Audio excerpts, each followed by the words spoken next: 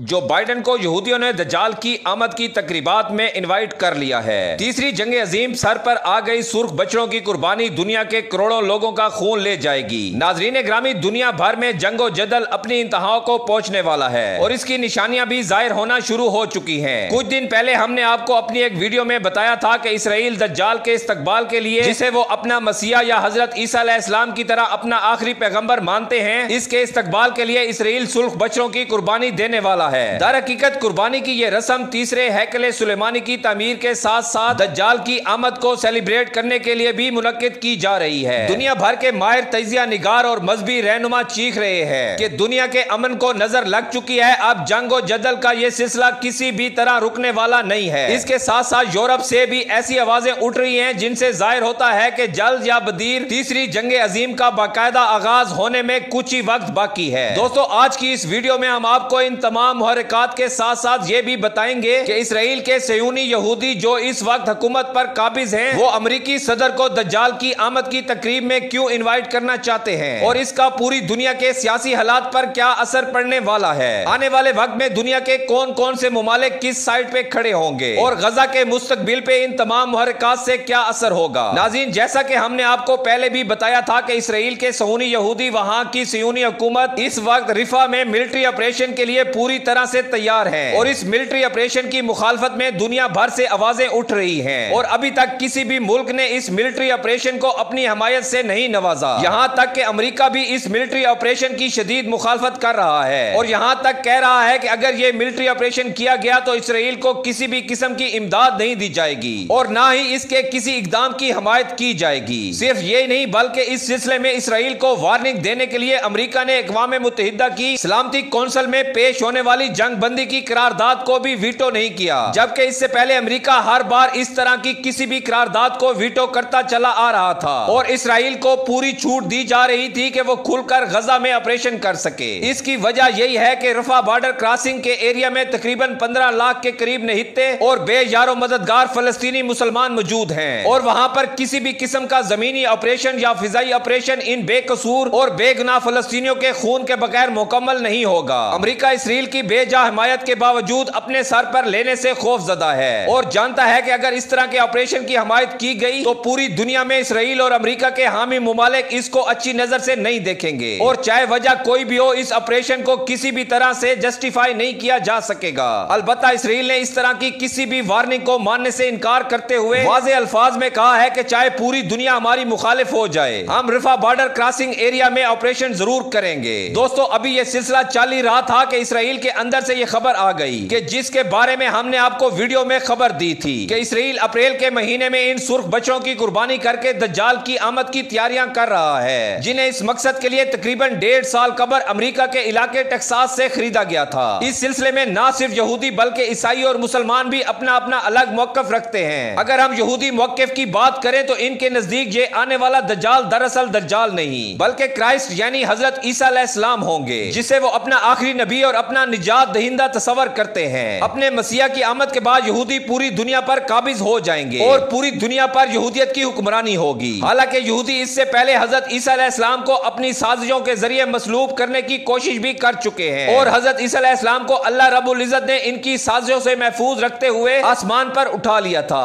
یوں یہودیوں کا یہ آخری مسیح یا کرائسٹ دراصل دجال یا عیسائیوں کی زبان میں اینٹی کرائسٹ ہوگا، جو حضرت عیسیٰ علیہ السلام کے روپ میں آئے گا اور اپنے آپ کو عیسیٰ ہونے کا دعویٰ کرے گا۔ اس سلسلے میں اگر ہم عیسائی موقف کی بات کریں تو عیسائیوں کا عقیدہ ہے کہ حضرت عیسیٰ علیہ السلام نے جن و انسان کے گناہوں کے کفارے کے طور پر اپنی جان دی تھی اور انہیں مصلوب کر دیا گیا تھا۔ اس کے بعد ان کے جسد خاکی کو اللہ رب العزت نے آسمانوں پر اٹھا لیا اور قیامت کے نزدیک وہ واپس آئیں گے اور ان کی مدد سے عیسائی پوری دنیا پر حکومت کریں گے۔ دوستو، اب اگر ہم مسلمانوں کے موقف کی بات کریں تو مسلمانوں کا عقیدہ ہے کہ حضرت عیسیٰ علیہ السلام کو اللہ رب العزت نے قتل ہونے سے محفوظ رکھا اور انہیں زندہ حالت میں آسمانوں پر اٹھا لیا گیا۔ قیامت کے نزدیک حضرت عیسیٰ علیہ السلام دوبارہ آسمانوں سے نازل کیے جائیں گے اور اس بار وہ کسی نبی نہیں بلکہ حضرت محمد صلی اللہ علیہ وآلہ وسلم کے امتی کے روح میں زمین پر آئیں گے اور اینٹی کرائسٹ یعنی دجال کا خاتمہ حضرت عیسیٰ علیہ السلام کے ہاتھوں ہی ہوگا۔ اس کے بعد پوری دنیا میں اسلام کا بول بالا ہوگا اور کوئی بھی غیر مسلم دنیا بھر میں باقی نہیں بچے گا۔ حضرت عیسیٰ علیہ السلام اور حضرت امام مہدی علیہ السلام کے ان واقعات اور روایات کو جہاں بہت ساری عوام کی جانب سے قصے کہانیاں کہہ کہہ کر رد کر دیا جاتا ہے، یہ سب اب حقیقت کا روپ دھارنے والا ہے۔ اور ایک اسرائیلی اخبار نے پوری دنیا کو چیلنج دیا ہے کہ آنے والا مسیح دراصل یہودیوں کا ہی ہوگا، اور اس پہ وہ مناظرہ کرنے کو بھی تیار ہے۔ دوسری جانب یورپ کے اندر سے آوازیں اٹھ رہی ہیں اور وہ اس آنے والے کرائسٹ، یعنی جسے دوسرے الفاظ میں حضرت عیسیٰ علیہ السلام کو اپنا نجات دہندہ تصور کر رہے ہیں۔ اس سلسلے میں مختلف یورپی اقوام جیسا کہ پولینڈ، ہالینڈ، فرانس، جرمنی سمیت کچھ دیگر ممالک بھی اس بڑی جنگ میں کودنے کی تیاریاں کر رہے ہیں، اور بڑے پیمانے پر اسلحے کی خریداریاں اور تیاریاں شروع ہو چکی ہیں۔ دنیا بھر میں اسلحہ ساز فیکٹریوں کے شیئرز کی قیمت اس وقت آسمانوں کو چھو رہی ہے۔ اب اس ساری صورتحال کا تجزیہ کیا جائے تو بڑے ہی بھیانک قسم کا منظرنامہ ہماری آنکھوں کے سامنے آتا ہے۔ دوستو، فی الحال یہ یورپی ممالک تو روس کے خلاف مقابلے کی تیاریاں کر رہے ہیں، لیکن اگر اسی دوران حضرت عیسیٰ علیہ السلام سے پہلے یہودیوں کا دجال ظاہر ہو گیا، جو کہ مسلمانوں کے عقیدے کے مطابق پہلے ظاہر ہوگا، تو پوری دنیا میں جنگ کا نقشہ بدل کر رہ جائے گا۔ اسرائیلی اخبار کے دعوے کے مطابق یہ جھوٹا مسیح یعنی دجال یہودیوں کو جی بھر کر سپورٹ کرے گا، اور کمزور ایمان کے حامل مسلمان اور عیسائی اس کی پیروی کریں گے۔ یہودی تو اپنے اس مسیح کی پیروی لازمی کریں گے، اور ان کی جانب سے اس کی مخالفت کا کوئی خدشہ نہیں ہے۔ اس صورت میں غزہ میں جنگ اپنی آخری حدوں کو چھو لے گی، اور اسرائیل پوری کوشش کرے گا کہ غزہ کے مسلمانوں کو نیست و نابود کر کے مسجد اقصی کی جگہ تیسرے ہیکل سلیمانی کی تعمیر کی راہ ہموار کی جا سکے۔ اس لیے اسرائیل اس وقت رفح بارڈر کراسنگ کے ایریا میں ملٹری آپریشن پر زور دے رہا ہے، تاکہ وہاں موجود مسلمانوں کا حتی الامکان قلع کما کیا جا سکے، اور جو تھوڑے بہت مسلمان باقی بچے ہیں ان کی جانب سے کسی بھی قسم کی مخالفت کا خطرہ باقی نہ رہے۔ اسرائیل کے اندر سے بھی ایسی خبریں سامنے آ رہی ہیں کہ ان سرخ بچوں کی قربانی کے موقع پر، جو دراصل تیسرے ہیکل سلیمانی کی تعمیر کا آغاز ہے اور دجال کی آمد کی پہلی باقاعدہ تیاری ہوگی، اس تقریب میں موجودہ امریکی صدر جو بائیڈن کو بھی دعوت نامہ بھیجا جائے گا۔ آخر میں ہماری اللہ تعالیٰ سے دعا ہے کہ وہ ہمیں اپنے ایمان پر ثابت قدم رہنے کی توفیق عطا فرمائے۔ آمین ثم آمین۔